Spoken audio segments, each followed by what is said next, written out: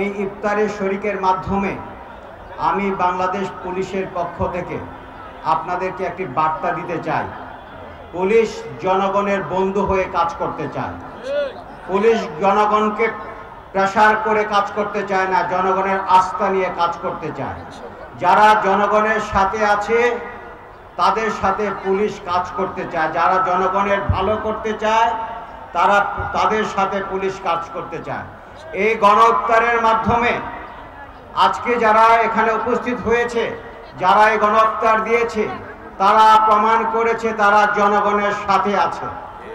আর এই জনগণের সাথে থাকার মাধ্যমে, জনগণকে ইফতারে শরীক করার মাধ্যমে তারা নিশ্চয়ই জনগণের বন্ধু হিসাবে পরিচিত হয়েছে।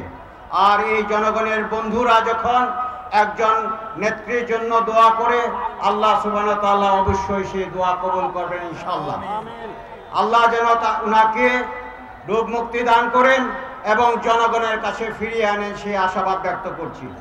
আমি আজকে এই অনুষ্ঠানে উপস্থিত হওয়ার মাধ্যমে আপনাদেরকে যে মেসেজটি দিতে চাই, এরকম বিত্তশালীরা যে সকল সামাজিক অনুষ্ঠান করবে এবং যে সকল সামাজিক অনুষ্ঠানের মাধ্যমে জনগণকে সম্পৃক্ত করবে, বাংলাদেশ পুলিশের সকল সদস্য সেই সকল অনুষ্ঠানে জনগণকে সহযোগিতা করার জন্য এগিয়ে আসবে ইনশাআল্লাহ।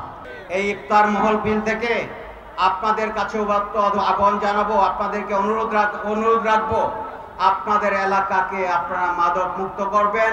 পুলিশ আপনাদের সাথে আছে।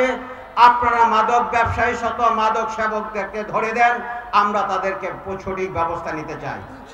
দ্বিতীয়ত আরেকটি আপনাদের কাছে অনুরোধ রাখতে চাই, যেহেতু আমি পুলিশ, জনগণকে শান্তি দেওয়ার জন্য, জনগণকে শান্তিতে রাখার জন্য, জনগণকে নিরাপত্তা রাখার জন্য, নিরাপদে রাখার জন্য আমি কাজ করি। এখানে প্রচুর ছিনতাই হচ্ছে, আপনারা প্রতিরোধ করে তুলুন, ছিনতাইকারীর বিরুদ্ধে প্রতিরোধ করে তুলুন।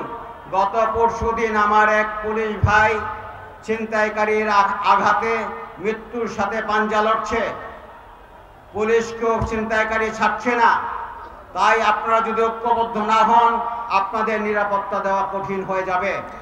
তাই আমি আপনাদেরকে উদাত্ত আহ্বান রাখছি, এই ছিনতাইকারীকে প্রতিরোধ করার জন্য আপনারা আমার সাথে কাজ করুন এবং এই মাদককে প্রতিরোধ করার জন্য, মাদককে দমন করার জন্য আপনারা আমাকে কাজ করুন।